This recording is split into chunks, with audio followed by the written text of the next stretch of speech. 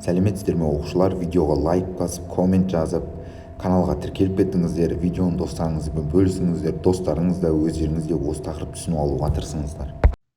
8 сынып физика Закирова кітабынан 65-66 беттегі 8-ші жаттығудың үй жұмысы және де сынып тапсырмаларын орындайтын боламыз.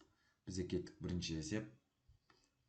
Балқу температурасында тұрған массасы 100 кг темірді толығымен балқу үшін қанша жылу мөлшері қажет болады? Бізде балқу жылуы ол лямбда М формуласы бойынша анықталады.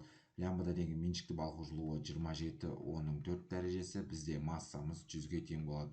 Бұл деген сөз 27 көбейтілген 6 дәрежесі джоуль, немесе біз бұны 27 мегаджоуль деп жаза аламыз. Кеттік келесі. Температурасы 20 градус Цельсий мұздан температурасы 20 градус Цельсий массасы 5 кг су алу үшін қанша жылу мөлшері керек екенін есептеңдер дейді. Жалпы қараңыздар, мынандай бір график салайын. Мынау бізде температура Т градус Цельсий, мынау бізде Q джоуль жылу мөлшері. Енді қараңыздар, бастапқыда минус 20 градус Цельсий мұз тұрды. И оған жылу берген кезде оның жылу мөлшері артады ғой, и температурасы да көтеріледі. И 0 градусқа жетті ғой, 0 градус. Бұл бізде осы аралықта мұз балқиды. Міне мына аралық мұздың балқитын жері. Біраз уақыт балқиды, сөйтеді да оның температурасы қайтадан көтеріледі. Мына жаңа айттық, соңғы температура бізде ол Т3. Мына аралық қайтадан 20 градус Цельсий. Мынау бізде Т1, мынау бізде Т2. Енді бізге табу керек осы 20 градус Цельсийдағы суға айналдырған кезде жылу мөлшерін. Мынау Q1, мынау Q2, мынау Q3. Осыны есептейік. Бізде кеттік. Енді жалпы осыған кеткен жылу мөлшері бізде Q тең болады Q1 қосылған Q2 қосу Q3. Біздегі Q1 деп отқандарыңыз ол мұздікі.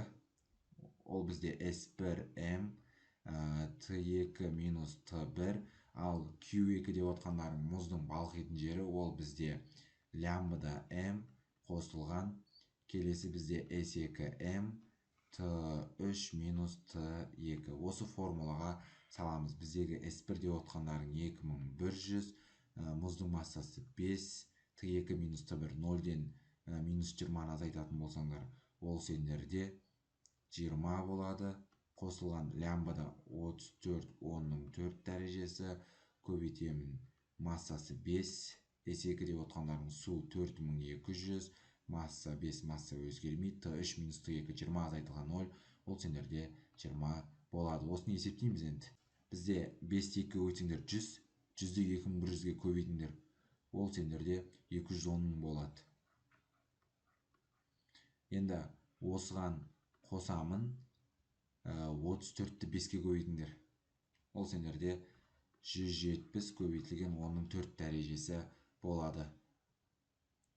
Қосамын, 4200-ді 100-ге көбейтем, ол сендерде 420 мың болады.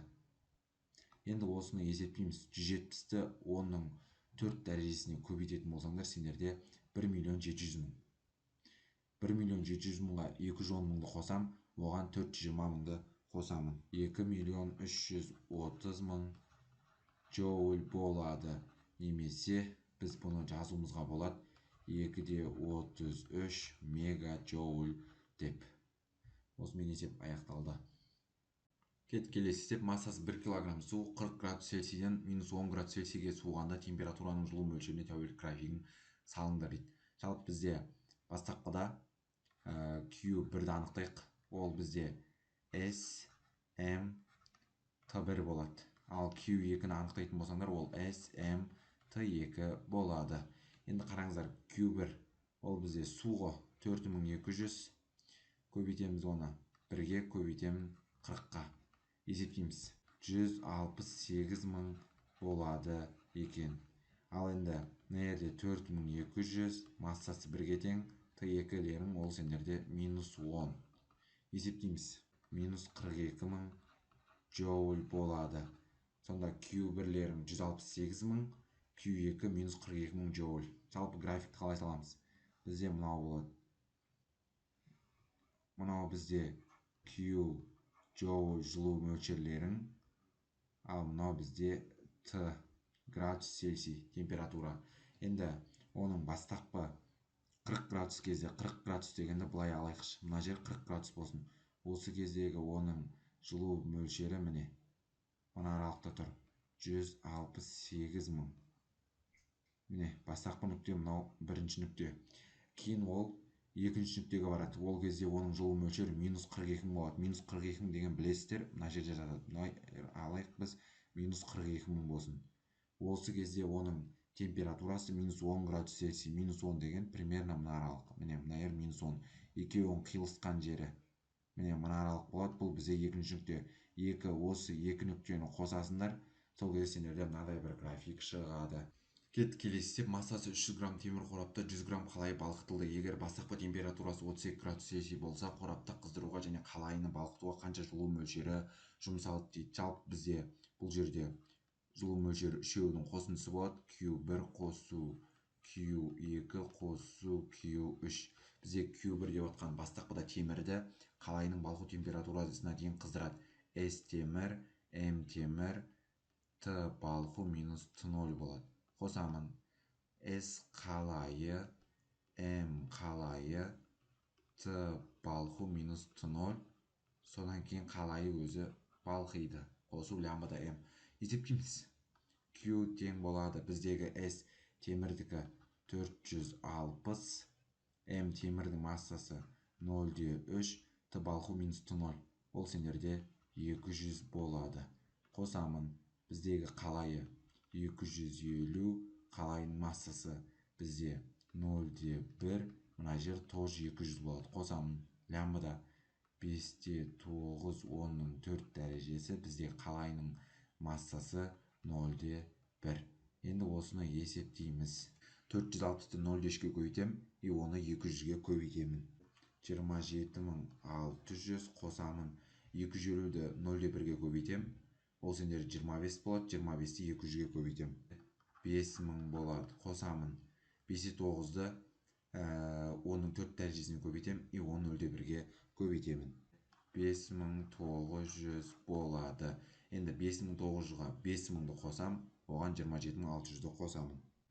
38500 джоуль, немесе біз бұны жазуымызға болады 38-де 5 килоджоуль деп. Келесі степ, сұйық күйдегі 6 килограмм қалайыдан бұйым құйылды. Сол бұйым қатайып және 22 градус Цельсийге дейін салқындағанша қанша жылу мөлшерін бөліп шығарады. Жалпы бізде бұны шығару үшін екі теңдеу қолданылады. Ол Q1 қосу Q2. Бізде Q1 деп отқан ол өзіне бірінші балқу жылуын бөледі, және де SM Т балқу минус Т2 жылу мөлшерін бөледі.